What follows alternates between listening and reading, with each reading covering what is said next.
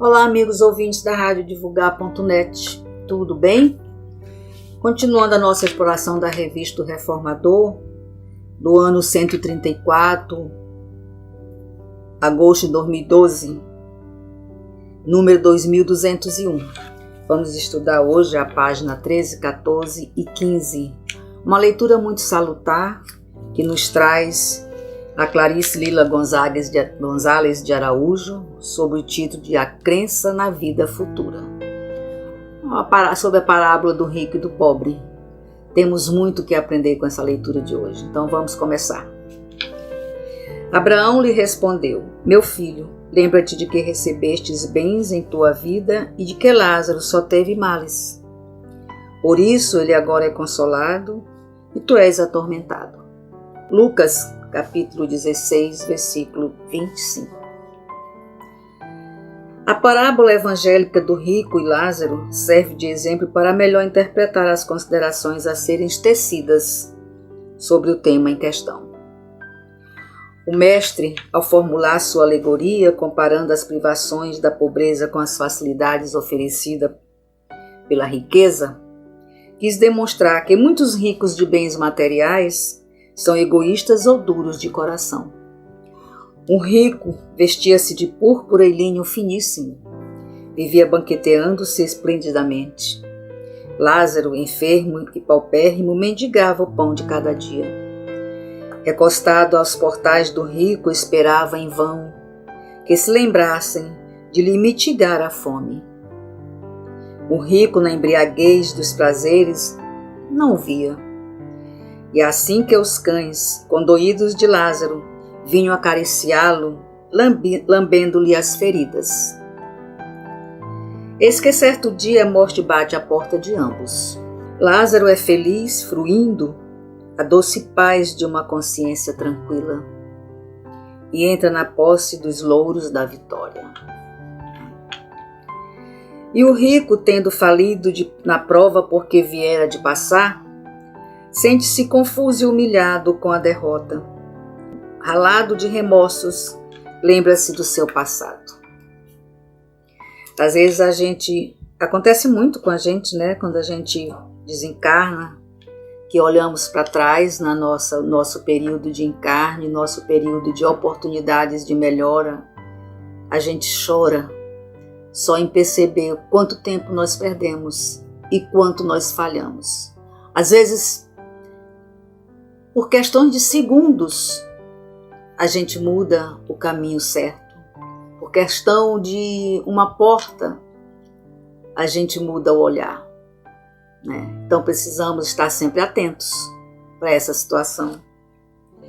Ao chamar a atenção para as condições dos dois espíritos após o transpasse, Jesus mostra claramente a importância do cultivo dos legítimos valores, que devem ser preservados a cada existência na preparação do nosso futuro. Os espíritos superiores esclarecem de que maneira o espiritismo ajuda o homem a se melhorar.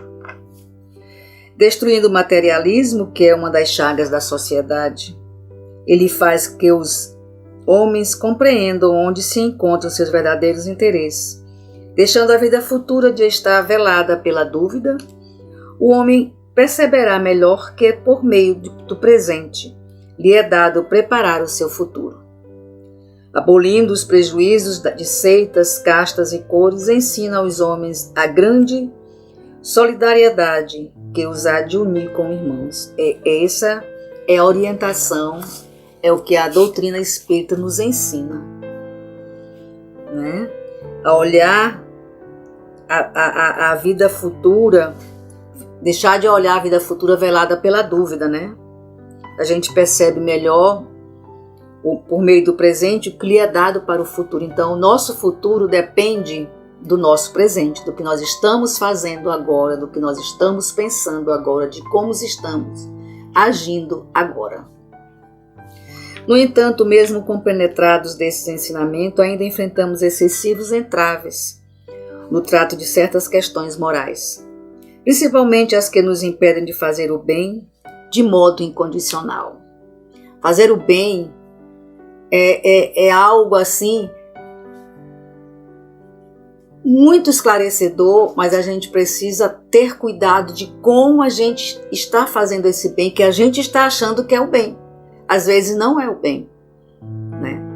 O que a gente define de bem, às vezes não é a definição correta. Então é mais um item a ser atentado para a gente observar. O mérito do bem está na dificuldade em praticá-lo. Nenhum merecimento há de fazê-lo sem esforço e quando nada custe. Né? Você chegar, abrir sua porta e dar um prato de comida para alguém que está sobrando na sua geladeira, qual foi o mérito que você teve nisso? Você está dando uma sobra, né? Pegar uma roupa velha no guarda-roupa que você não gosta mais e que não está lá jogada no fundo do guarda-roupa há anos a fio. Que sacrifício você fez? Que esforço você fez para isso? Nenhum. Então precisamos atentar como nós definimos o bem, fazer o bem.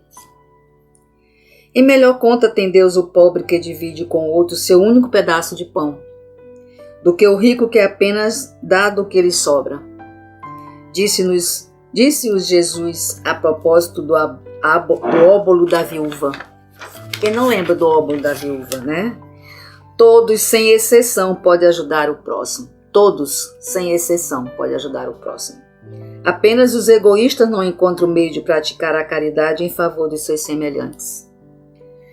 Ao nos relacionarmos com as outras pessoas, teremos sempre o ensejo de fazer alguma coisa por elas, mesmo por meio de simples gesto de gentileza, ou quando pudermos ser úteis na medida do possível, nas ocasiões em que nosso concurso venha a ser solicitado. Hoje eu conversando com uma amiga, eu falei para ela que ela não sabe dizer não. Ela disse, eu sei. Eu digo, não, você não sabe. Quando a gente está no sufoco, a gente está precisando de algo, a gente te liga, você não coloca empecilho. Você, pelo contrário, arruma uma maneira de resolver a questão. A gente fala assim, não precisa ser agora. Não, estou passando aí. Não te preocupa. Não, eu estou desocupada. Dá para fazer, fica tranquila. É sempre assim que ela responde para a gente. E para mim é um anjo que caiu na minha vida e que eu tenho uma grande admiração e paixão. Aprendi a amar essa pessoa com todo o meu coração. Não porque ela se dispõe a me ajudar, mas sim por a maneira como ela se dispõe para todos e a qualquer momento. Ela não tem distinção. Pode ser o presidente da federação, pode ser o assistente lá, o mendigo da porta da esquina, da praça. Ela dá a mesma prioridade. Ela não prioriza pessoas, ela prioriza situações e necessidades. Ela é uma pessoa maravilhosa. Quando ela ouvir essa mensagem, ela vai saber que é dela que eu estou falando. O Evangelho segundo o Espiritismo, ao destacar o problema que surge do desinteresse em promovermos ações que beneficiem o próximo, alerta-nos. Cada época é marcada, assim, com o cunho da virtude ou do vício que a tem de salvar ou perder. A virtude da vossa geração é a atividade intelectual, seu vício é a indiferença moral. Isso é verdade. Hoje nós temos grandes intelectos, mas a moral está na lama da maioria. Desconhecendo a necessidade de se preparar para a vida futura, o homem centraliza seus pensamentos na vida terrestre, acumulando expectativas sobre tudo que possa significar a conquista de proveitos temporais, os únicos que lhe aviviam os interesses. Torna-se qual a criança que nada mais se vê além dos brinquedos. A perda do menor deles lhe ocasiona causticante pesar. E geralmente costuma dizer, esse era o meu preferido, né? Quando você quer doar um brinquedo, seu filho tem muitos brinquedos, você quer pegar alguns brinquedos para doar, ele diz, não, esse é meu preferido. E se ele perde a mesma coisa, aquele que eu perdi era o meu preferido. Às vezes nunca nem tinha pego para brincar. Mas como não está mais na sua posse, ele fala, esse era o meu preferido. Isso é muito comum nas crianças. E nos adultos também. Nos adultos também. A despeito de acumular haveres, sente-se confuso sobre a sua utilização e procura, no desperdício, satisfazer as ambições de toda ordem, sem nenhuma preocupação ética que o possa nobilitar em ideias edificantes. O que fazer para alijar das criaturas a enganosa ilusão de que a conquista da felicidade está condicionada aos recursos perecíveis? A crença do Espiritismo firma as ideias sobre certos pontos do futuro e torna possível aceitar a vida após a morte em todas as circunstâncias, constituindo-se no aspecto primordial dos preceitos doutrinários, o qual deve ser objeto dos maiores cuidados do homem na Terra. Muito interessante esse parágrafo aqui, que ele fala, né, da possível aceitação da vida após a morte, né? E a crença que nós temos no Espiritismo, constituindo seu aspecto primordial dos preceitos doutrinários, o qual deve ser objeto dos maiores cuidados no homem na Terra. Os axiomas espíritas se remetem por inteiro a esse vasto princípio.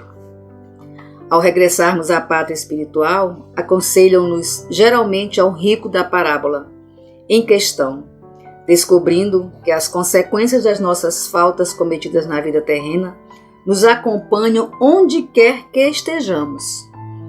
A lei de ação e reação é inadiável e nada pode suspender o seu curso, compelindo-nos ao reajuste dos próprios rumos para a edificação da felicidade real. Emmanuel, generoso benfeitor, adverte-nos sobre o estado espiritual que amealhamos no regresso ao plano do espírito. Eu tenho um instrutor hoje, que eu faço o ERD, que ele fala assim: isso aí vai para minha contabilidade, ou isso não vai para minha contabilidade. Ele costuma falar isso, né? Tudo que a gente faz aqui vai para nossa contabilidade, não tem jeito. Cai lá na nossa folhinha de acerto de contas, que é a situação, né, da ação e reação. Toda ação tem uma reação. E nós não plantamos flores, espinhos para colher flores. E aí se a gente volta nesse caminho descalço, pisando nos espinhos? Por isso que eu costumo dizer que a nossa vida é uma estrada de duas vias. Uma vai e a outra retorna. E se nós vamos na ida plantando espinho e de repente perdemos os calçados, os chinelos, na volta e voltamos descalços pisando nos espinhos. Acontece muito isso, né? A gente faz muito isso. A gente planta espinho e acredita que vai voltar colhendo flores. Não existe isso. E vamos ver o que Emmanuel nos falou sobre o plano espiritual.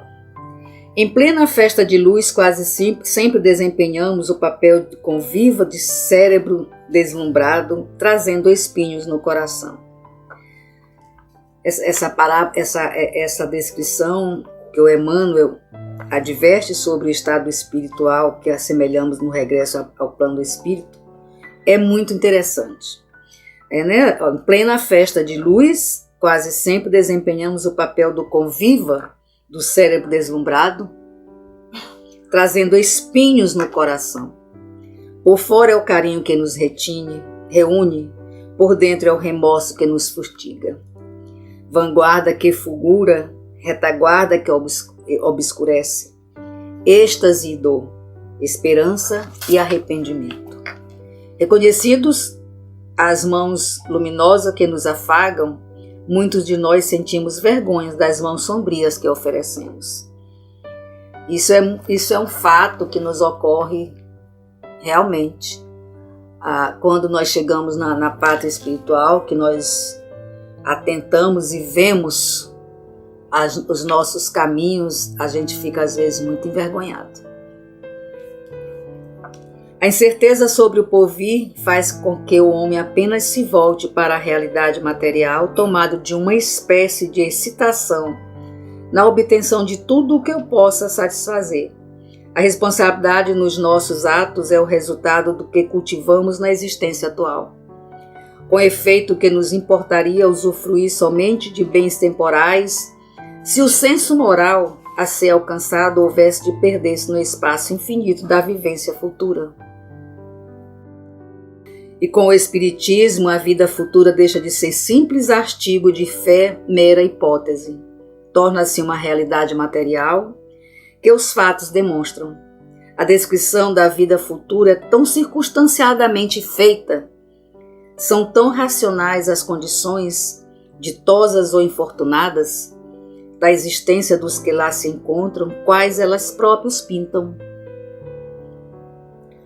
Que cada um aqui, a seu malgrado, reconhece e declara a si mesmo que não pode ser outra forma, porquanto patente fica a verdadeira justiça de Deus.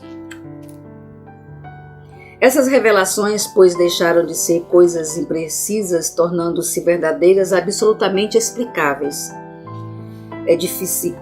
Evidências que constituem a verdadeira essência da doutrina espírita e que estimulam o processo de despertar os poderes latentes dos espíritos encarnados, fundado na crença da vida do além e do retorno ao corpo carnal, e de como podemos aproveitá-los em prol do seu progresso moral. Importa, primeiramente, estender esses ensinamentos às crianças e aos jovens para que tenham uma visão correta sobre a realidade espiritual e o futuro do ser. O problema do suicídio, direto ou indireto, assume dimensões maiores na adolescência. Se o jovem não recebeu ajuda na fase infantil e os conhecimentos próprios para a sua maturidade. O espírito Joana de Ângeles nos alerta quanto ao perigo de não prepararmos adequadamente os filhos. Eu já fiz um comentário, já fiz uma leitura em relação à nossa responsabilidade, o nosso compromisso com nossos filhos, com os espíritos que nós assumimos compromisso antes deles encarnarem. Nós não podemos deixar que nossas crianças se perdam pelo caminho, né? Deixa quando crescer, vai descobrir o que ele quer da vida como religioso. Não, a gente tem que levar para qualquer seara. Ou espírita, ou evangélica, ou católica, ou umbandista, não importa. Importa que ele tenha um caminho, que ele acredite que existe um ser maior que ele. E que ele está responsável por tudo o que ele faz aqui nesse plano. E nós, com muita responsabilidade de orientá-los, porque essa é uma das maiores dívidas que nós levamos quando nós não orientamos nossos filhos para o caminho do bem. A decisão é deles, de seguir ou não, mas o compromisso e a responsabilidade de orientá-los é nossa. Vamos ver o que Ângela de Ângeles nos fala. A desinformação a respeito da imortalidade do ser e da reencarnação responde pela correria alucinada em busca do suicídio. E essa falta de esclarecimento é maior no período infanto-juvenil, facultando a fuga hedionda da existência carnal. A gente acha que se suicidar, a gente resolve a nossa questão da dor, do sofrimento, da revolta. Pelo contrário, a gente, enquanto está aqui no plano terrestre, nós temos tempo de mudar a situação. Depois que a gente desencarna, não tem como mudar. A gente tem que realmente responder por esse ato absurdamente incompreensível. É um ato que ultrapassa o limite da nossa compreensão. O ato de tirar a nossa própria vida. Não temos esse direito, não devemos, não podemos. Mas Deus, na sua infinita bondade, ainda coloca Nossa Senhora, sua mãe, para receber e cuidar dos suicidas. Olha só como Jesus é poderoso e amoroso. Não transmitir essas noções aos seres que acolhemos como filhos ou que estejam sob a nossa responsabilidade como educandos, é negar a eles o mais importante legado concebido pela misericórdia divina. É que de conhecimento e aplicar os valores espírita cristãos, permitindo-nos desenvolver o entendimento moral e as noções mais ou menos justas do bem e do mal. A compreensão da vida futura influencia o homem incessantemente para uma realidade que ele toca e vê, por assim dizer, a cada passo, de modo que a dúvida não possa empolgá-lo ou ter guarida em sua alma. A esse resultado conduz o Espiritismo, afastando a incredulidade que se possa ter sobre o que concerne aos nossos destinos dos espíritos imortais. É uma luz que nos guia e que nos faz suportar as provas com resignação e fé inabalável, a única que pode encarar de frente a razão em todas as épocas da humanidade. Então essa leitura ela nos demonstra, nos traz palavras maravilhosas de Joana de Ângeles, né? De Emmanuel, nos alertando para a responsabilidade que nós temos com a nossa vida, com a vida dos nossos filhos ou de espíritos que são colocados no nosso caminho para que possamos orientá-lo, né?